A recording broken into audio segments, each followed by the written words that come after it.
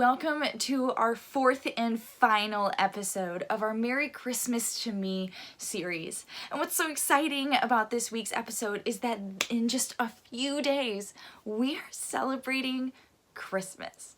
We are celebrating Christmas, and even though this might be an unconventional year, which is something that we hear a lot, and I know I just did quotes in a weird way, but this is what I meant to do. But it's still Christmas. We're still celebrating something that is so important and that matters. And I want us to really focus on what it looks like to really celebrate it well.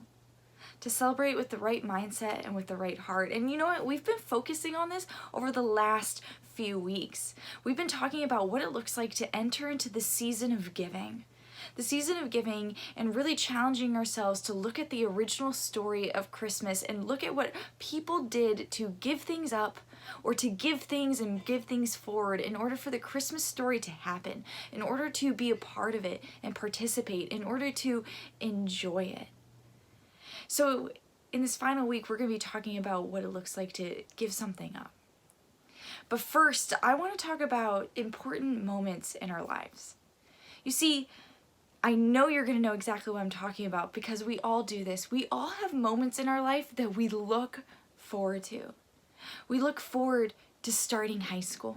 We look forward to turning 16 and being able to drive. We look forward to turning 18 and becoming an adult. We look forward to graduating high school. We look forward to heading to college and getting a degree. We look forward to starting a career or having a dream job. We look forward to marrying someone that we deeply love. We look forward to starting a family, buying a home. You see, as we go on and on and on in life, there's always something for us to look forward to. Something for us to move towards. But I think we look at those moments, we look at those days, and we just think about how great it's going to be. How great it's going to be to walk across that stage and get your diploma. How great it's going to be to drive the car for the first time without your mom and dad sitting next to you telling you what you're doing wrong. Or how great it's going to be to look in the eyes of someone who deeply loves you and say, I do. Or to look in the eyes of a newborn child, or to be able to enter into your home and know that it's yours. There's just so much, guys, to look forward to. But I think there's an important thing we need to do when we enter into those moments that we have to do in order to appreciate just how special those moments are. Because you see, the reason these moments matter is because they're big moments. They're moments that we want. They're moments that shape what we think it looks like to be happy. They're moments that shape who we are and how we live, and they matter. It's us pouring into ourselves. It's us seeking to be who God has called us to be. It's us looking to love or to be loved. It's all things that deeply, deeply matter. But you see, oftentimes we just think about the day. That day we get to graduate, the day we get to be married, the day we become parents. But when we're thinking about those days in the future, I think sometimes we can forget to recognize sometimes it's hard work to get to those days.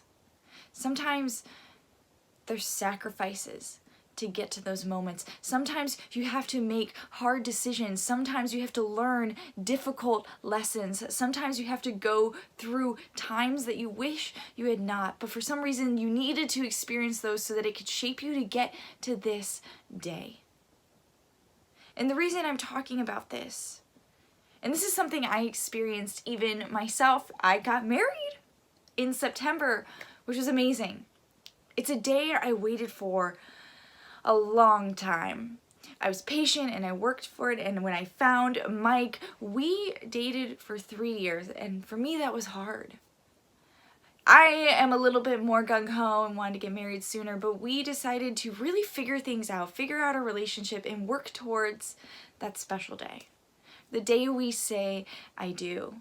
And there were moments for me that I was just like, why aren't we just getting married now? But you see, I learned something very important on our wedding day.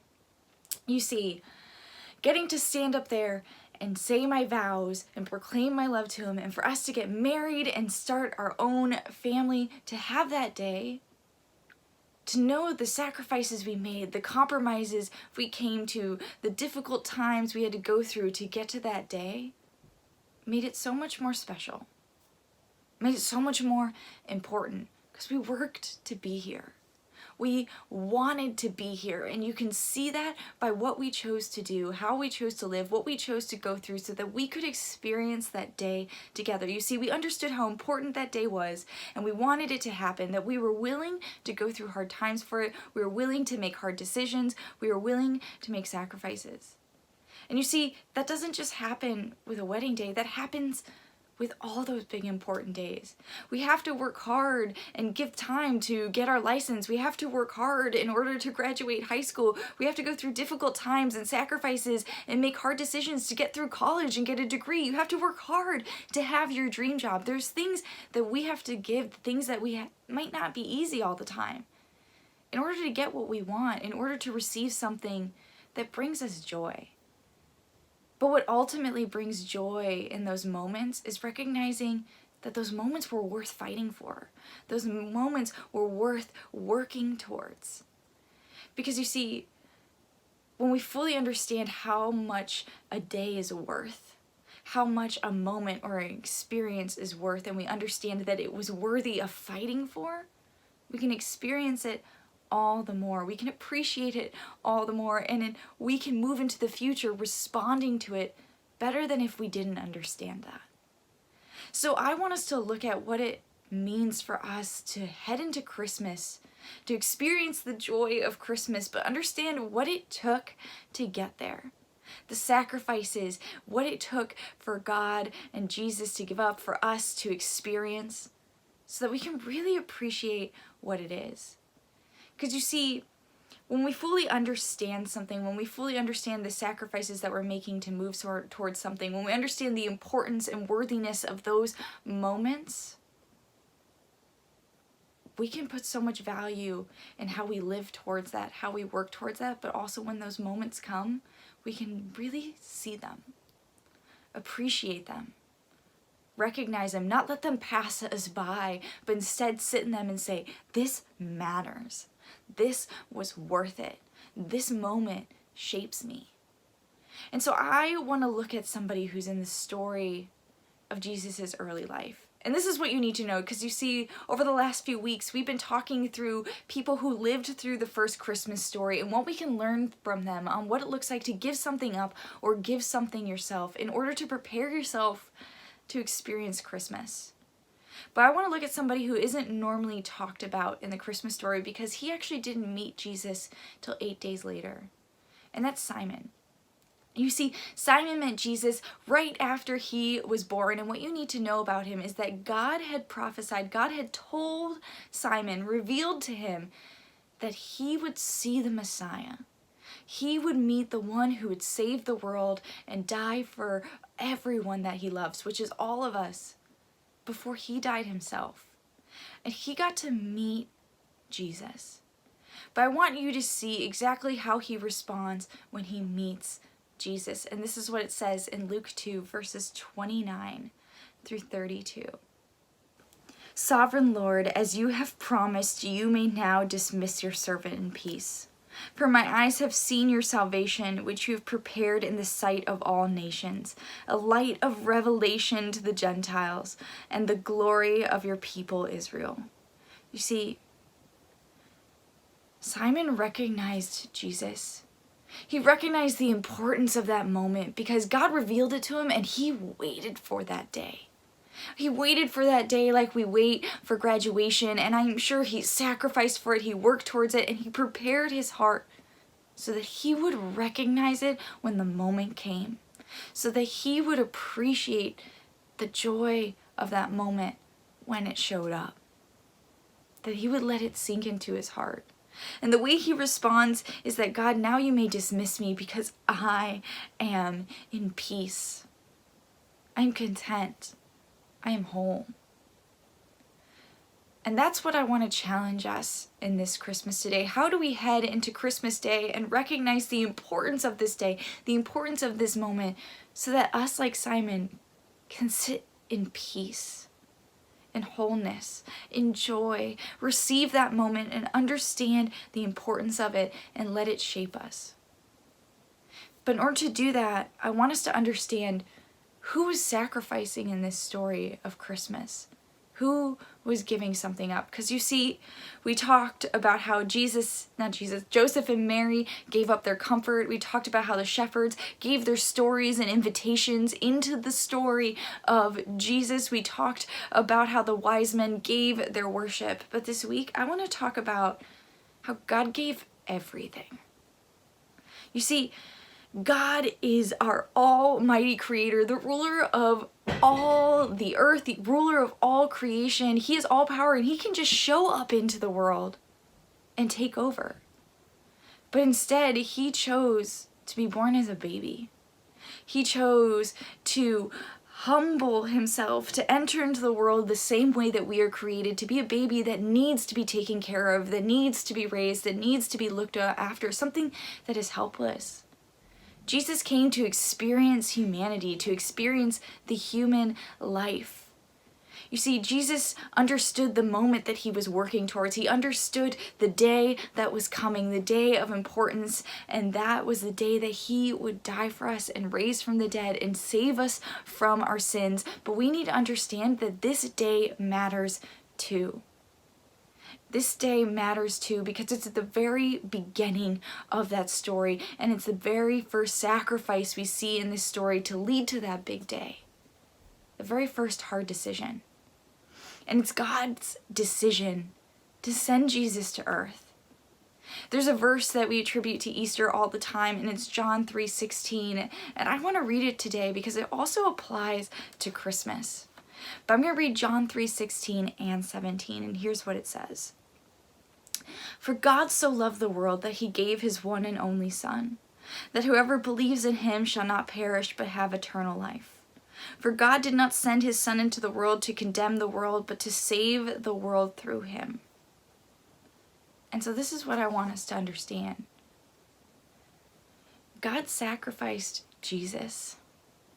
God sacrificed everything.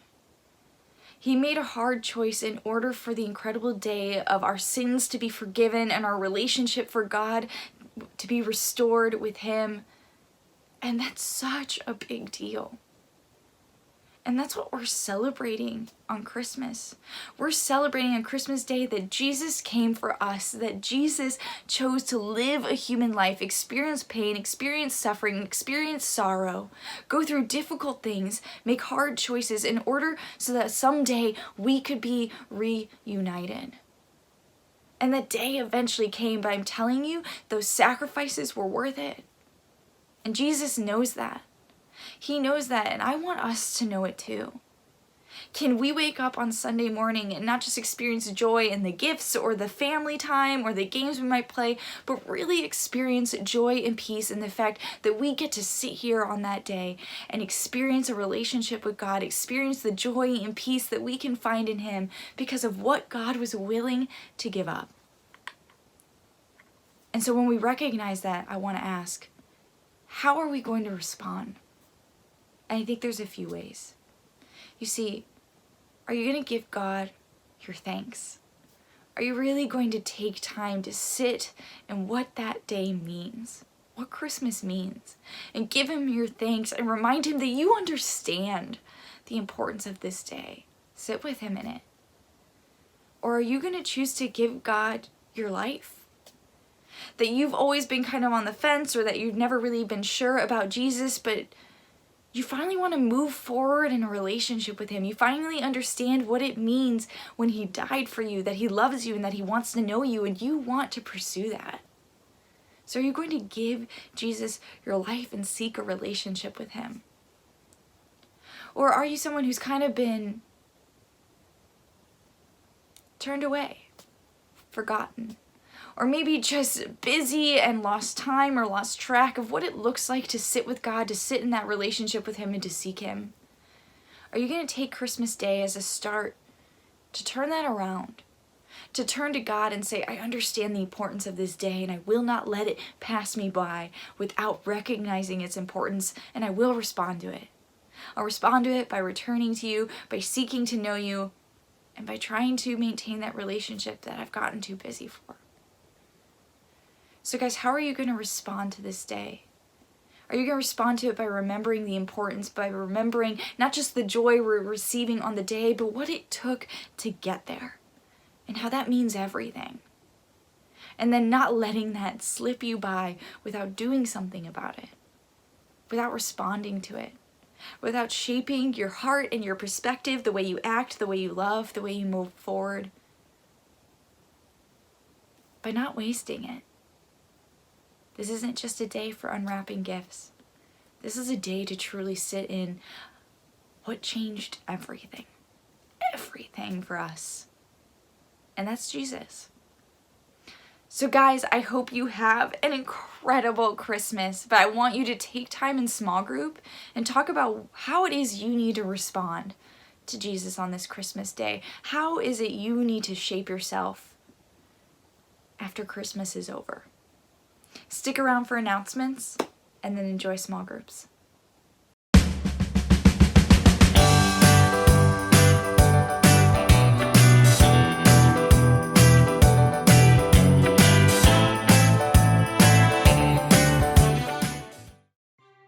Welcome guys to Impact News, where we give you all the facts about Impact. What? Isn't that right? Yeah. Yeah? That's right? Yeah. Yes. Well guys, we just have a couple of announcements for you today. So what's the first one, Chip? What do they need to know? Well, we are doing Bible study again, the last of our Advent series this Wednesday. Yeah. You know the drill, 7 o'clock to 8:15, discussion afterwards. It's a great time. Try and be there. If you don't know the address, you can DM us, but we are online. Yes, we are. It's going to be exciting. And then our final announcement for you guys is Merry Christmas. What? Yeah. Merry Christmas! Christmas time is a-coming. So we hope you guys have a wonderful time celebrating. We still are having Bible study on the 23rd, and we still are having Impact next Sunday. So All don't right. let them stop us. Don't let them stop you. That was so cheap. I hated that. Christmas is coming. I don't know. But those are the facts that we have for you guys today. We hope to see you there. Now you guys can go and enjoy small groups. This was Impact News. I'm Ronnie. And I am Chip, signing off. All right. Have a good one.